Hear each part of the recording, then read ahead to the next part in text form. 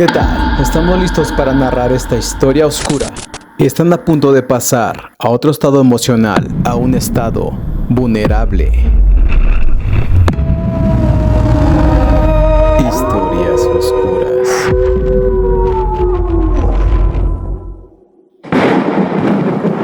Empezamos. Esta historia se titula Antinatural.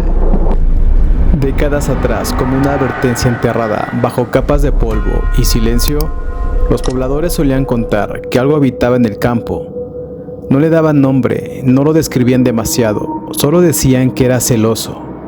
Celoso de la tierra, del viento, que cruzaba los cerros, y sobre todo, celoso de quienes no pertenecían al lugar o no pedían permiso de ocupar la tierra.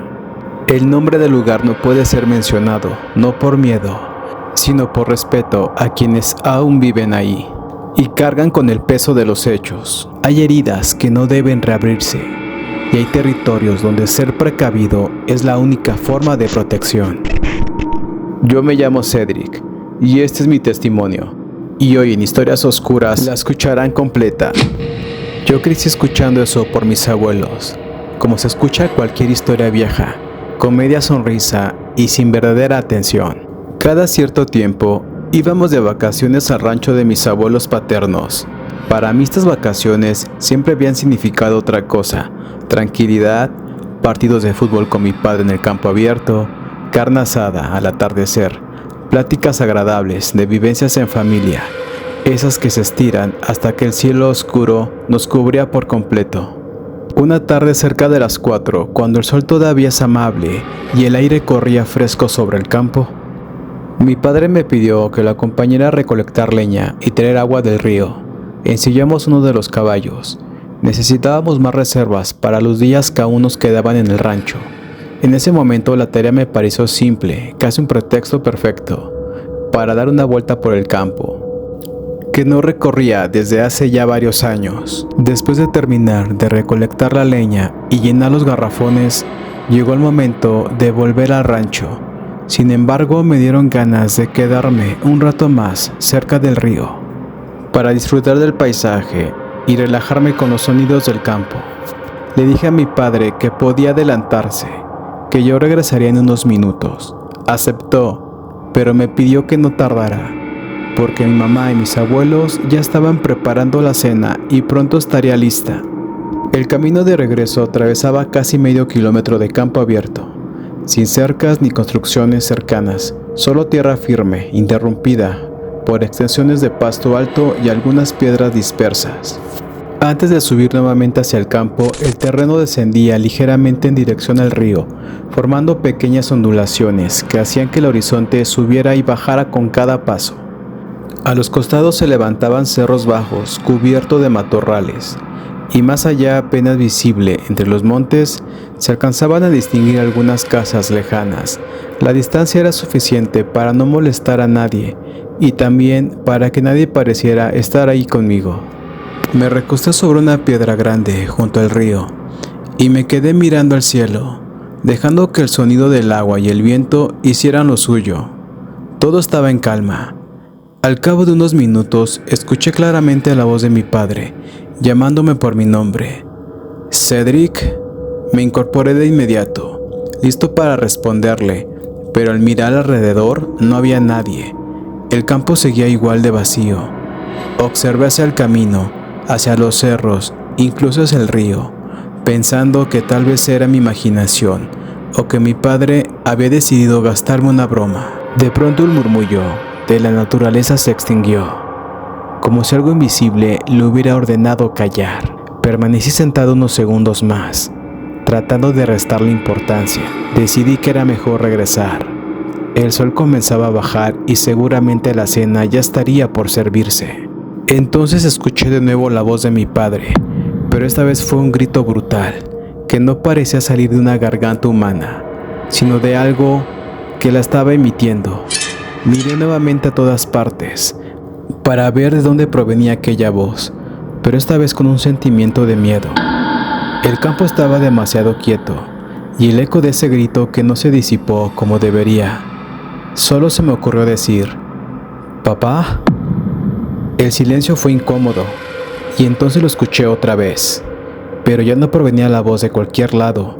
El sonido venía frente de mí. Cedric, ven.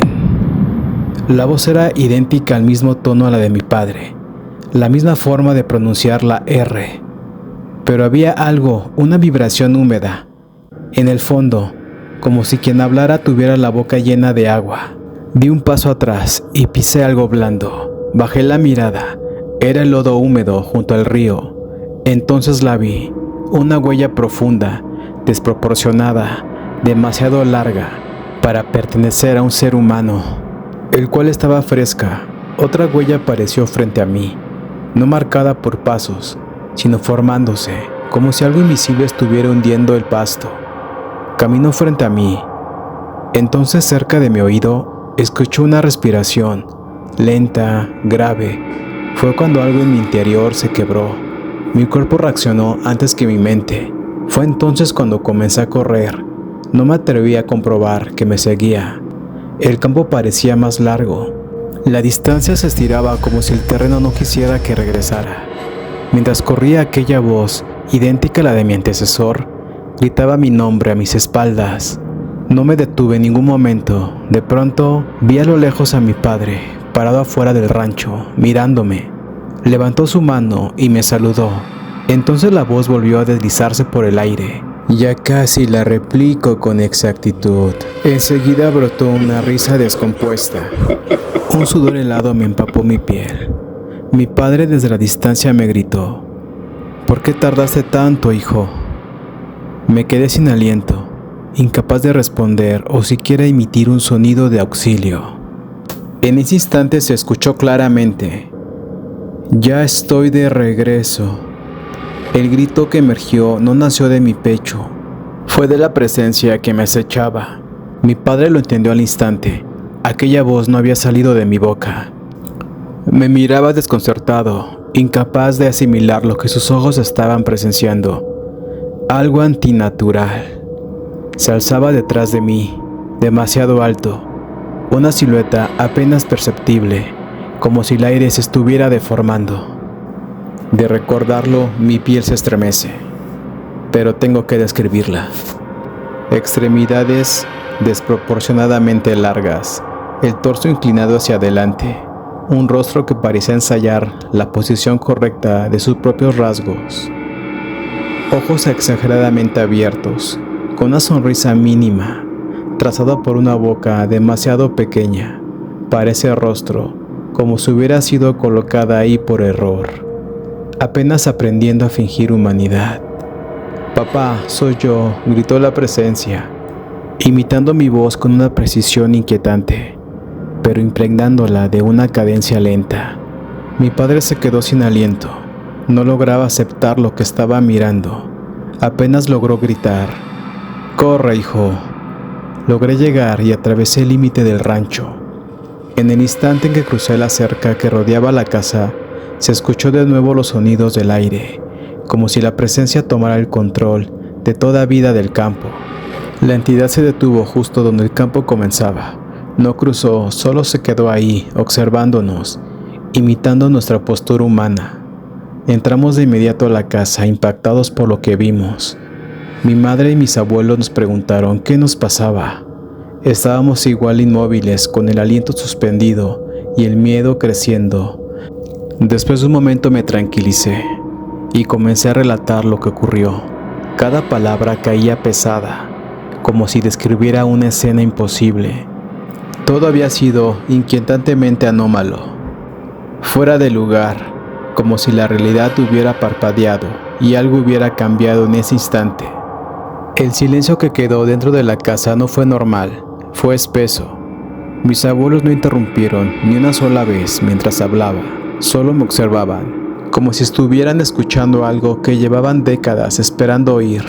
Cuando terminé, nadie dijo: «Te creo», ni «Todo va a estar bien». Mi abuela fue la primera en hablar. «Te quedaste sin pedir permiso, ¿verdad?». No entendí la pregunta de inicio, pero en el lapso de un suspiro cruzó por mi mente aquella historia que solían contar años atrás. Mi padre no dijo una sola palabra, pero la expresión de sus ojos mencionó aquella vieja historia que nadie creía, hasta que decidió manifestarse esa tarde. El terror que había permanecido enterrado durante años volvió a salir, para los que dudábamos. Mi abuelo se levantó despacio, fue hasta la puerta principal y miró hacia el campo. Afuera ya no se veía la figura, solo la llanura oscura, moviéndose con el viento. Esa noche no cenamos en el patio como siempre. Cerraron ventanas, atracaron puertas. Mi abuelo colocó sal gruesa en los marcos y dejó un vaso con agua bajo cada ventana. Nadie explicó demasiado. Aproximadamente 30 minutos después, comenzamos a escuchar golpes en las paredes. Y desde el exterior, Cedric, ahora con una entonación perfecta. Mi madre rompió en llanto.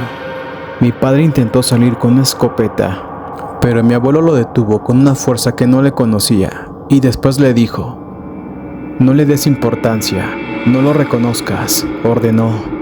En ese momento se escucharon pasos que comenzaron a rodear la casa.